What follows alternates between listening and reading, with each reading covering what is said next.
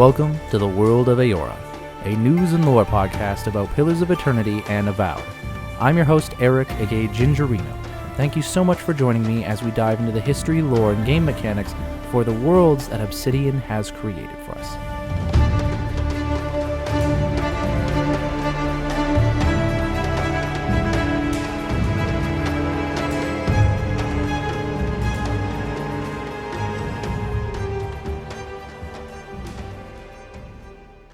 Hello everybody and welcome to another episode of the World of Eora. I'm your host Eric, aka Gingerino.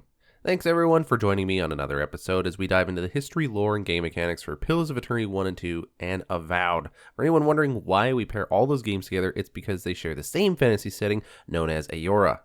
And so the hope of this podcast is to just dive into the lore of a world that we know and love through these games and enjoy the stories that are written, maybe craft some theories as to what's going on, make some characters for a role play, use it in tabletop role-playing game, whatever it is that you enjoy out of this podcast, but we're here to talk about the world and the lore. If you're new to the show, welcome to the show. Very happy to have you here. This will be a pretty decent one to start off with. I'm going to kind of be talking about the troubles I had researching Barbarians for an episode, mostly, and that's what we're going to move on to. But before I say anything else, I just want to quickly say sorry that I did not have an episode out a couple weeks ago. I had a bit of a scheduling snafu where I wasn't actually able to sit down and record, and I was going to be doing this episode that I'm kind of doing now and ran into some issues with the research of it, and it just ended up I wasn't able to actually do any recordings, and I had plans the weekend after, so I couldn't even do a follow-up recording, so I apologize for that, but I'm here this week and we got something for you. Sort of? I guess, we'll see, right? So in today's episode, I was going to research Barbarians and talk a little bit about what makes a barbarian and how they're different from other things. And there is a lot that can be said about Barbarians, but I kind of ended up in a little bit of get a little bit stuck as I was recording it. Not recording it, but like doing the research for it. And we'll dive into a little bit about why that is. Not that there's an issue with Barbarians at all. I asked some questions about the lore and I wasn't entirely sure how to answer it. And so episode is going to be interesting in that I'm probably going to pose more questions than answers, but we are going to also dive into the lore of why those questions are actually valid questions to ask within this world. But before we dive into that lore, first we're going to talk about the news. And now a decent amount of stuff has been going on in the gaming world since I last did an episode. And I'm just going to go into an overview of things here, as I'm sure most of you have heard most things that are going on. The first and foremost thing that is Avowed related is that very soon, in fact, a couple of days from me recording this episode, is going to be the 1-year anniversary of Avowed, and that's when the update is going to release for that 1-year anniversary. We're going to be getting a new weapon in the form of a quarterstaff, we're going to be getting New Game Plus, we're going to be getting camera mode, there's going to be a whole bunch of updates that are coming for Avowed in that anniversary upgrade. And it's something that a lot of us have been looking forward to. I know myself, I've been really looking forward to New Game Plus and having a new weapon so that I can kind of just rebuild an entire new character based off of the character I had before. I'm not entirely sure how it's going to work. I don't know what they're implementing for New Game Plus, if I'm going to have to just kind of keep the build I had before, or if I truly am going to be able to start over. And I'm also interested to see what the new aesthetic parts are about character creation, because they're going to have some new options for how you can make your character look. You know, I'm going to be interested, like a lot of people, to check all of these things out and re-experience the Living Lands all over again, find those new weapons that I never really had the time or the in-game gold to purchase before, and go from there. So that's one thing, that's for sure. Another thing, which is I think a little bit more somber news to talk about, is that Avowed and The Outer Worlds 2 were not the mega hits that I think Obsidian, or more importantly Microsoft, were hoping they would be. To be clear, that doesn't mean that they were utter failures, that they didn't do anything. It's just that they didn't hit their sales margin or their targets in some way. So the way that I've been understanding it, since especially since I've kind of moved into a sales role for the last year at my new job, is, it's not that Avowed and Outer Worlds 2 have not been great games, and it isn't that they haven't been successful in many things, but that there was a predetermined target that they were hoping to hit with it, and they just didn't hit the sales margin target that they wanted. right? And so the question isn't, okay, which heads are going to roll? The question now is going to be, and, Fergus, I think, was the person talking about this in this article that was posted, was what do we learn from that? Like, what are we going to do moving forward? And I really like that because it shows kind of how the machinations of these corporations working together are, right? Like what the studio is doing with Microsoft. Not so much of like, okay, who gets punished for this problem, but it's more like, okay, well, the games were good and they did pretty decent. They didn't hit the targets, so why was that?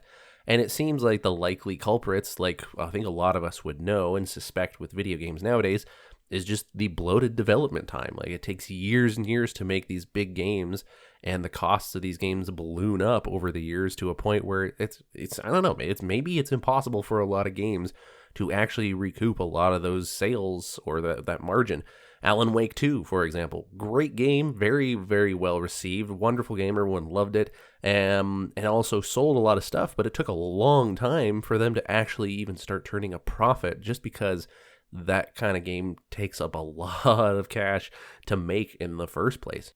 And I think Obsidian has recognized that, and moving forward, I think they're going to, pivot a little bit and try something else. Maybe they're going to focus on only making games that take, 3 or 4 years or less to create, and they had success with other games. And so out of the 3 games that came out last year during the year of Obsidian, which turned out, by the way, that was not a planned thing, that was an accident, and they actually would prefer that kind of thing didn't happen in the future, but hey, they leaned into it.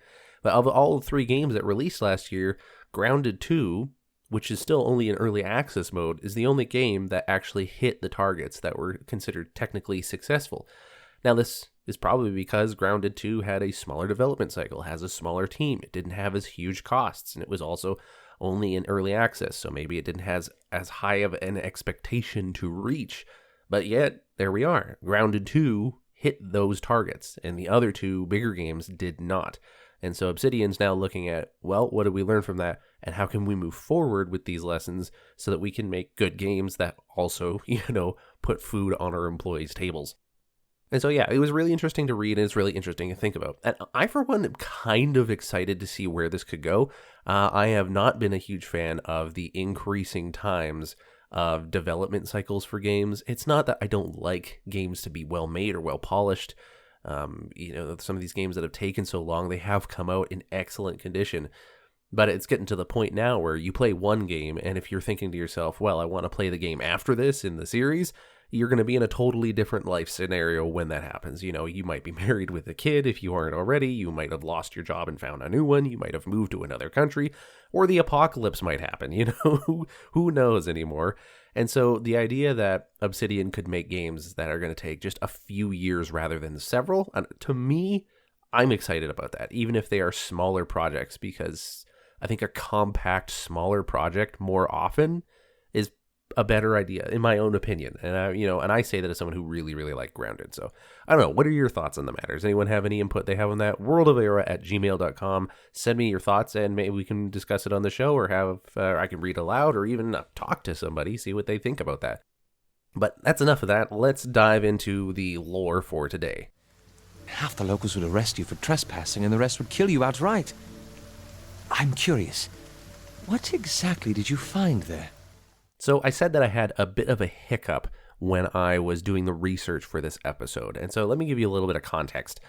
When I was first planning to record this episode, this wasn't going to be like a huge make or break episode. It's just something I've been wanting to do for a while, where I looked into Barbarians, one of the classes that you see in Pillars of Eternity 1 and 2.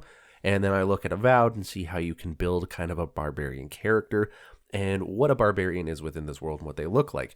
And I ran into a bit of an issue with it, where I started to ask the question of, like, what really sets a barbarian apart from any other theoretical class that could just be like them? And that question might sound a little broad or vague, but let me try to specify a little bit more about what my issue was. You see, when we're talking about another class like a fighter is very much like a barbarian, except, a fighter is more, I guess, to use morality alignment. They're more like lawful, they're disciplined. They have a technique to their fighting that they use and utilize. They are probably martially trained and things like that. And they utilize as I said, discipline as kind of their spiritual technique for how they are good at what they do. Barbarians are the opposite of fighters in that they are this wild, frenzied, chaotic force on the battlefield, and that is what powers them to do what they want to do. And I suppose that is really the main difference, is that they are the opposite side of the same coin. They're both martial classes, they're both good at fighting and using weapons and, engaging in the battlefield, but one is disciplined, whereas the other is just completely chaotic, but just as skilled. And that's the primary thing. So, if you have a flavor or taste for that kind of martial class in a game like Pillars of Eternity or Avowed, then you have these two options. And I kind of realize this, and I accept that as okay, that's why barbarians exist within the world, is because they're the kind of the other side of that coin in case players don't want to be a disciplined fighter. And I can accept that. The thing that got me thinking, however, was when I was looking into what fuels a barbarian's, for lack of a better word, magic, which isn't magic. I guess it would be their abilities, their supernatural abilities. Because barbarians do things in the games of Pillars of Eternity and even Avowed, even though you don't play as a technical barbarian, they do things that most normal people cannot do. The amount of things that they can accomplish, the incredible feats of strength that they're supposed to be able to have, that's all fueled by some level of magical ability. And in the case of barbarians, it is fueled by what is called rage, capital R, rage. No, and we've talked about magic before on this podcast. In fact, we talk about it quite a lot because it's really at the center of a lot of things going on within this world.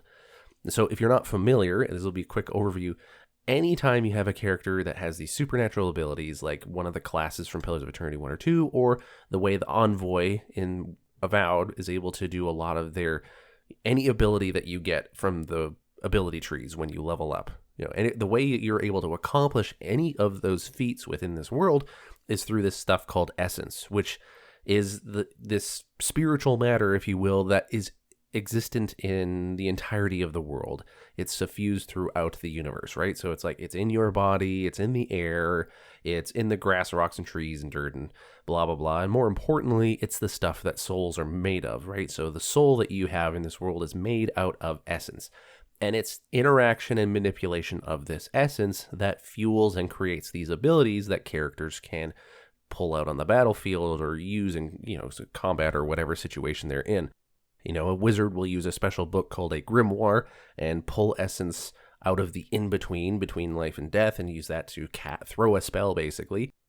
A chanter will start to stir the collective memory of nearby essence to essentially reenact some of that memory into a corporeal form, and that's how they cast their spells. There's a lot. It's the interaction with essence that does this. A monk will endure pain, which emboldens their essence in a way to be able to do superhuman things. Fighters, they engage in discipline, where they force their essence that's in their body to kind of enhance the actions that they're going. And whereas barbarians, it seems like they almost let the essence loose, they have it inside them. It's part of their soul, it's part of their body. And then when they just kind of let it erupt from them, they're able to go out into the battlefield and just lay waste to whatever is before them. That makes sense to me. That I have no issue with. But it made me start asking the question of, okay, if rage is something that can define what a barbarian is, then what about other strong emotions, right? Because we've talked about, monks enduring pain and that emboldening them to be able to do stuff. We've talked about ciphers who are able to connect with other people's souls and use that as the source of their essence and their powers. That's their focus, right? But we haven't gotten deep into this idea of very powerful emotions somehow interacting with the essence that's in your body or in the environment. And here come barbarians, and I'm asking this question of well, how does rage do this, right? Because it's just the barbarian has got rage within him, but it somehow activates the essence. And that got me thinking about, could other emotions do this? And would it have a profound effect on the world? And then you start to dive into the bestiary of this world and how if a person is killed in something as incredibly violent or they die with a horrible sadness, then they can turn into these horrible creatures, usually some form of a ghost, that is an actual formidable threat. Like a woman that is violently killed or something like that can turn into I always never pronounce this right, but it's like a Kiangula, right? Which is kind of like this world's version of a banshee. And so like heavy emotional experiences clearly are linked to essence. And this is kind of sensible when you dive into what essence is, right? With the stuff that souls are made of. But souls are the seat of personality and of memory and of consciousness. At least that's something that Josh Sawyer, the lead director for Pillars of Eternity, had defined essence as at one point in time. So it makes sense that a strong emotional force would affect essence. And the hiccup that I had for recording the episode wasn't so much what makes barbarians barbarians. That part was actually fairly simple. And in fact, if anything, it was so simple that I didn't really have a lot to talk about. Barbarians are still interesting, right? Like they're described as brutes, madmen, or berserkers. People use the term barbarian with a dose of disrespect, but in a lot of rural areas, they're considered warriors. They're respected by their community. They have a fearsome and ferocious presence on the battlefield. They almost have a special religious role that in some cultures that they play. Probably some that embrace the chaotic nature of the barbarian. And that's not, I'm reading that and paraphrasing it off of the actual in-game description of what a barbarian is. So that wasn't just me making this stuff up. That was actually from the game itself. And then when you get into the actual subclasses of a barbarian, you have things like berserker, where you give yourself entirely over to your rage. They lose themselves to their frenzy. They become oblivious to their own well-being, and they can hurt friend or foe, which, turns into gamified language of friendly fire. There's the corpse eater barbarian, which are loathed by their enemies. They'll consume the flesh of fallen foes to gain more power. They're not just cannibals, but they conduct rites in the heat of battle, like rituals, to be able to consume this power from their enemies, which again makes mechanical sense in terms of magic because their enemies would have essence in them. And so the barbarian clearly has a way of consuming essence from a recently slain victim, which is an interesting idea to talk about. But that's something that we've also discussed when we talk about the undead in this world, because they have that same kind of thing where they're just always hungry for more essence. But of course, obviously, as people who eat other people, often the game describes them as they're often misunderstood. It's like, dude, you eat people, okay? Maybe they misunderstand why you do it, but you still eat people. That part's not being misunderstood. You have the Mage Slayer barbarians, who generally distrust people who use the magical arts. Mage Slayer barbarians are just very effective at dealing with magic users. They are more proficient in fighting magic users. And I'm not sure how to justify that in the lore. Have they killed a lot of, academic wizards and so they're just really good at it? Or is there something about their barbarian nature that makes them better at handling people who have, this skill with essence?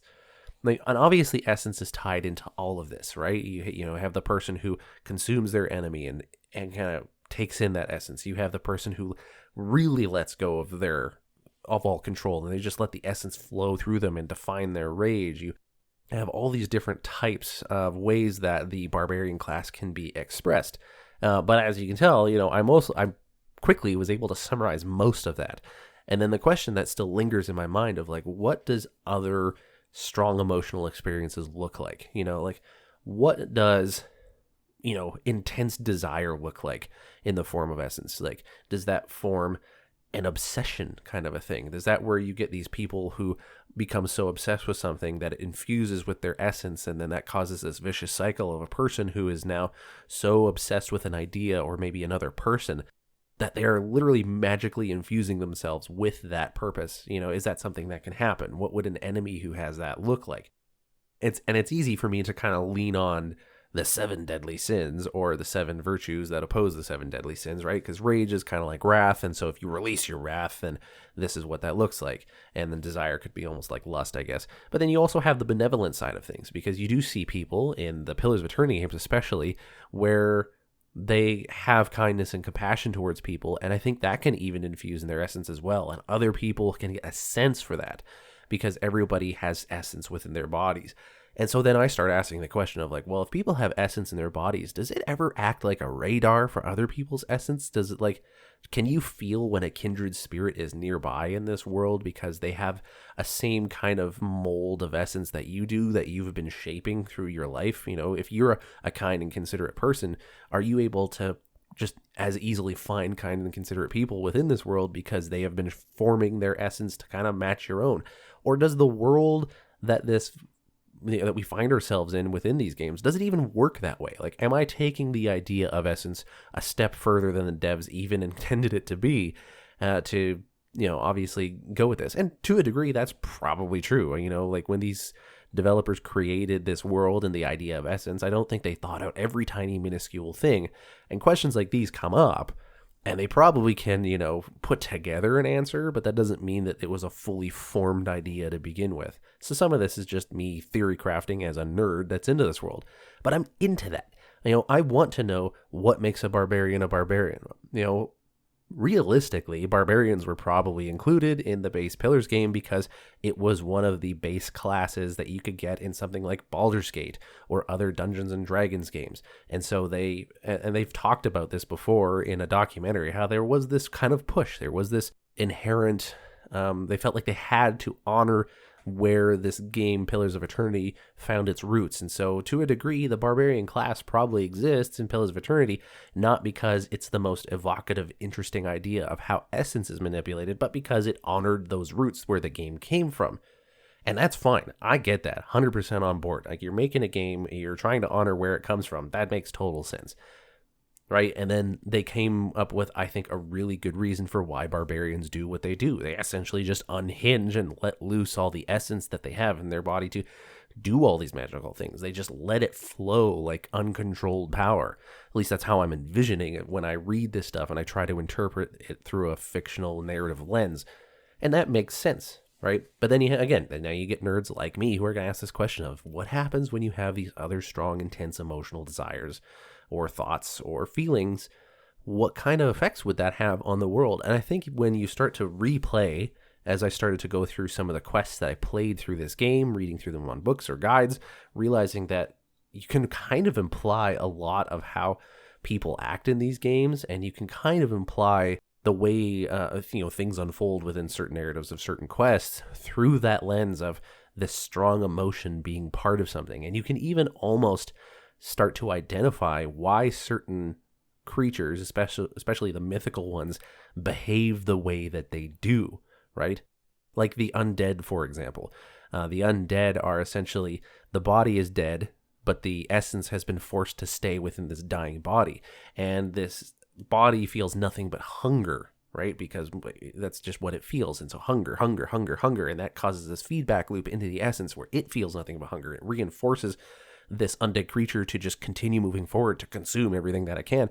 And it's like, it really starts to, it kind of expanded my mind, and this is where, if I was on a YouTube video, I would put that like, whoosh, that exploding brain meme. But anyways, really starting to like look at this game world with this new lens, and it was interesting. It almost made the game kind of new and fresh for me, as someone who has obviously dove into lots of videos and read lots of literature on this game, or the literature in the game, and who has done multiple replays of certain sections in this game. I have save files in Pillars of Eternity and in Avowed at certain narrative points in the game, so I can just quickly replay those, or I watch people on YouTube who I know have done a full playthrough. I can't remember, was it Lyle Schnub, the guy he did a 100% completion on Deadfire. I really thoroughly rely on his YouTube videos quite often for doing research. But regardless, it's interesting. Just that one idea really started to take shape and reform how I see these games. And now it leads to a lot of interesting questions too about how much the emotions do affect essence around. And so that's kind of where I was, and that's where I kind of got my hiccup, because it just led to a rabbit trail of ideas, and I couldn't form it into any lore because it was all theoretical and speculative. And when it comes to Barbarians, I don't really have much to offer, because there isn't a lot of codified, however you pronounce it. There's not a lot of codified lore around Barbarians, because I feel like Barbarians are more of an idea, and they're less a formalized thing that exists within this world. Whereas, like, a cipher can read minds, and there's a reason that ciphers can read minds. And there is a rich history within the Glonfathan culture of the Brishalgwyn, which is a special kind of cipher that can read minds and do other psychic things. You have paladins that have oaths and orders, and they swear these oaths to gods or philosophies and ideas, and then they go out into the world, and there's a history to these groups of people, and same with priests, right? Whereas a barbarian is typically viewed as a person who has an almost religiously important standing within a lot of rural communities or tribes because of the way that they're proficient on the battlefield, and they have this natural leadership to them. And that's a lot of the lore is pretty much summarized right there. But I love that the idea of how they are able to do the things they do through nothing but just unadulterated rage can bring about these ideas of what else is expanded within this world of Eora. And then so I want to end this off talking about the last subclass that you can play as a barbarian in Pillars of Eternity 2, known as the Fury Shaper. Fury Shaper, they carry a burden of trauma from their past lives. They're suffering when those emotions inexplicably bleed into their current psyche, and these rare individuals can manifest their emotions in physical form, inflicting their rage, terror, or madness into the world. And this, to me, brings in a really interesting idea. Fury Shapers carry a burden of trauma in their past lives. This world that Avowed and Pillars of Eternity live in, it is a cycle of reincarnation kind of world, right? You have a life before, or you live your life with your body and your soul, but your body dies, the soul leaves your body, and eventually you'll come back and enter into a new body. So that's kind of the idea of reincarnation, of one soul through many bodies throughout the history of time. A Fury Shaper Barbarian is someone who carries burdens of trauma from those past lives, and suffering when the emotions of that trauma just inexplicably bleed into their current psyche. So whoever that person is in the world at that time, the past trauma just kind of bleeds through the soul that they have. And that to me evokes this idea that it's almost uncontrollable, in the sense of like it just kind of comes out. They don't necessarily summon it, but these emotions just kind of bleed through, and now you're experiencing this trauma. And these individuals, these rare individuals, can manifest these emotions into a physical form, inflicting their rage, terror, and madness into the world around them. And that's what fuels a Fury Shaper Barbarian. And I love that. And that's kind of why I want to end this lore piece with that, because it also brings this idea of what about other strong emotions that, bleed forward into the psyche of a person who has a soul with strong emotions from past lives. What if there's, and I don't want to get all romantic about this, but this is a pretty good one. So we'll go, what about a person who felt a deep, strong bond and love for another person or their family? Like, not just like a normal one, like, one of the ones you would see in a romantasy book or a movie about romance and stuff like what if there was a person who experienced that deep love, and that kind of, I guess that wouldn't be trauma, right? Hopefully it's not trauma, but what if that moved on into future lives? How would that impact the person if that kind of deep emotion was bleeding into their current psyche? What would that look like in the world? What would that person be able to do if they were able to harness that energy? And what would it affect the way they have relationships around them? Would they just love other people, or would they be constantly sad because they're looking for someone that they can no longer find? Would they wander the world until they found someone else who maybe shared a part of their soul when, souls fragment and split as part of the reincarnation process? Would they be able to find someone maybe who has that, or has the soul of the person that they were in love with in a previous life? And then would they just become obsessed with them, or would they just both inexplicably fall in love with each other? And then how much does that take away their agency? And if they were able to cast magic, what kind of stuff would it be? Would they just be throwing like Cupid's arrows at everybody where everyone's just falling in love?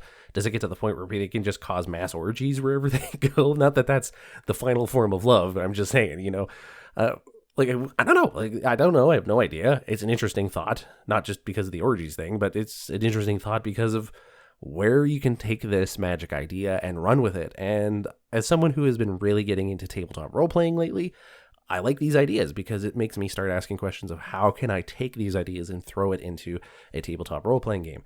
I have not yet been able to play a really long campaign in Eora. It's just been one-shots here or there.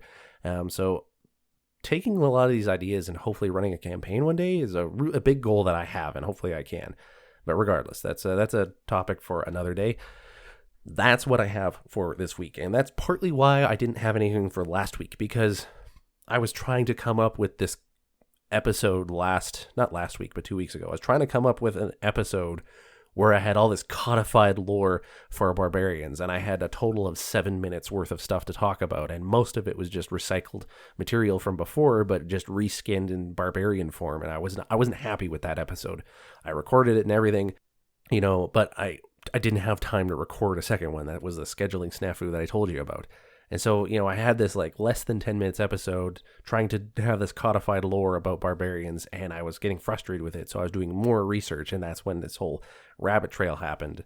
And as I went through my weekend and into my week, I ran with this thought, and I just kept going with it. Whenever I had 5 seconds at work, I would Google ideas or talk to people online about it. And yeah, so that's where I was. So sorry I didn't have an episode 2 weeks ago. That was why. I'll try not to let it happen again, but that kind of thing can go on. But that's enough for today's episode. Let's close it out. If you find your trail has run cold, come to me with whatever you have. There is much I may be able to do for you.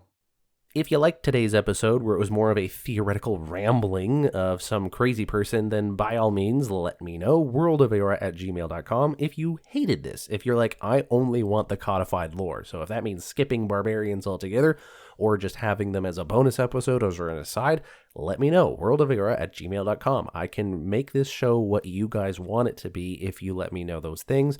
If you like what I'm already doing, by all means, just continue doing that.